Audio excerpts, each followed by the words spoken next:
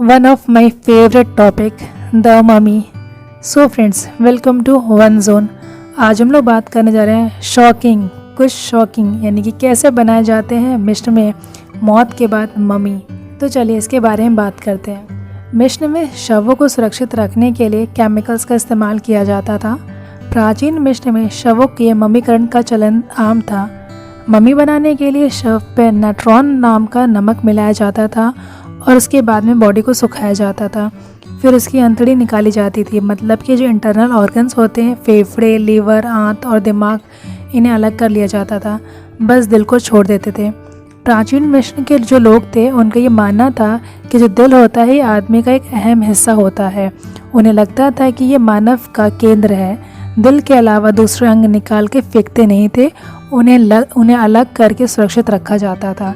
इसके बाद शव को धोया जाता था और इस पर खास केमिकल्स का लेप लगाया जाता था। फिर बाद में उस पर पट्टी बांधकर ताबूतों को पिरामिड में दफना दिया जाता था। और मम्मीकरण की जो प्रक्रिया थी ये लगभग 70 दिन तक चलती थी।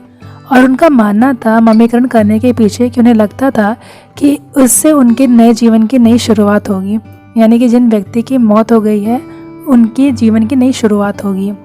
जब शोधकर्ताओं ने रिसर्च की तो पाया कि जो मिस्र की लैब है जिसमें मम्मीकरण का प्रोसेस किया जाता था वहाँ दर्जनों कटोरे, बीकर वगैरह मिले, जिसकी मदद से प्राचीन मिस्र के लोगों के जो शव को संरक्षित इसी तरीके से रखते थे।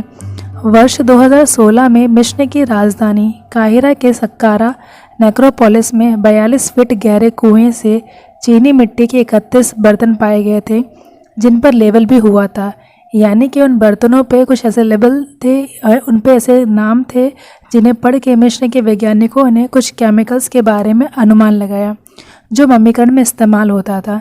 जैसे कि कटोरे पे लिखा था शव धोने के लिए, जबकि दूसरे कटोरे पे लिखा था शव की दुर्गंध को कम करने के लिए। जिन केमिकल्स का इस्तेमाल किया जाता था या जिन केमिकल्स का इस्तेमाल होता था वो एंटी फंगल और एंटी बैक्टीरियल गुणों से बने होते थे। प्राचीन मिस्र के लोग मानते थे कि मौत के बाद भी एक यात्रा जारी रहती है। इसी यात्रा के लिए शरीर को संभाल कर रखा जाता था और उनकी खास चीज़ें उनके साथ होती थी, जैसे उनके पालतू जानवर, उनका ज़रूरी सामान और उनका दिल। इस प्रकार से 70 दिन में ये मम्मीकरण का प्रोसेस होता था।